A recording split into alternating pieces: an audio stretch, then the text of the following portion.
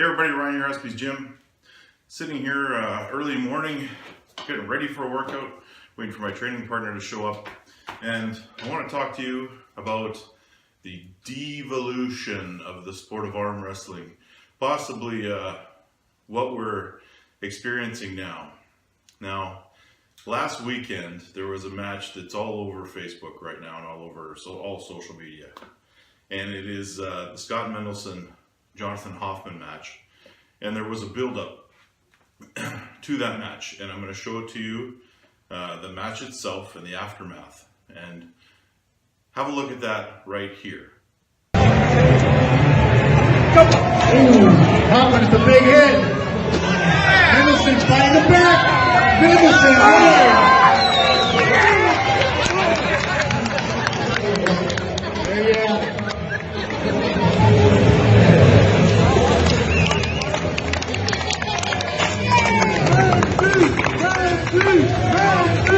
What up, Hoffman?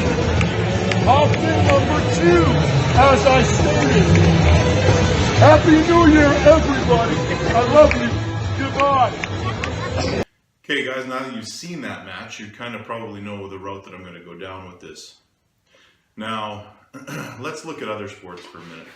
You got guys like Muhammad Ali, that was great at trash talking. You got guys like the Diaz brothers that are fantastic at trash talking, and then you probably got the king of the trash talk.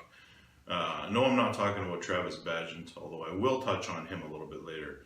But you have a guy like Conor McGregor, who is the ultimate badass, trash talking, build up a fight guy. And no matter what happens, Conor McGregor is a little bit different than what we just saw, because he does all of his trash talking leading up to the fight.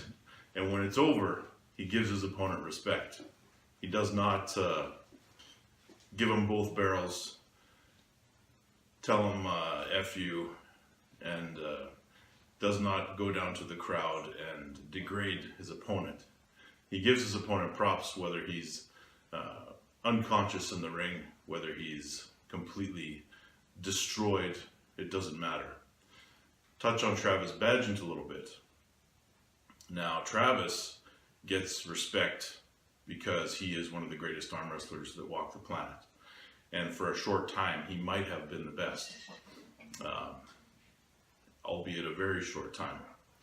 Travis was a shit talker right from the start. Right when he was coming up, he made was not shy about telling everyone he was the man. But he wasn't. His credibility did come. It came when he became the man, when he became the best arm wrestler in the world. It never came because he was just a shit talker. He would talk, but as he got better in arm wrestling and could actually back it up, the two things seemed to complement each other, and it worked for him, and it got the sport mainstream popularity for a time.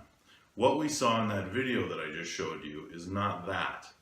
This is a guy that came in with a ton of credibility, Scott Mendelson, and he is a friend of mine, you know, he's a buddy. But what he did there is not going to help us at all, and it's not going to help him. It's going to polarize everyone. You're either going to be with him or against him, but the problem being is you're setting him up for failure, because he is not near the top tier in super heavyweights. He just isn't. He's not there yet.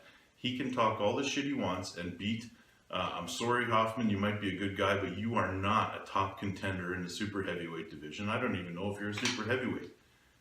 But he's going about it the wrong way. I don't agree with what happened last weekend.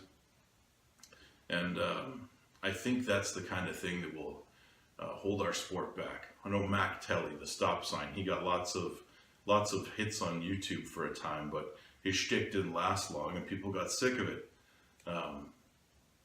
You got a guy like Tom Nelson can talk a lot of shit, but he can back it up. Mr. Mendelson, Scott, you might be there soon, but you're not there yet. Keep training, but stay humble at the same time, because there will be some bad dude that comes along. And just in closing, I'll touch on a positive note. When was the last time you saw a guy like Andre Pushkar, Dave Chafee, Michael Todd, John Berzank flip out and degrade their opponent after they beat them? You don't. It doesn't happen.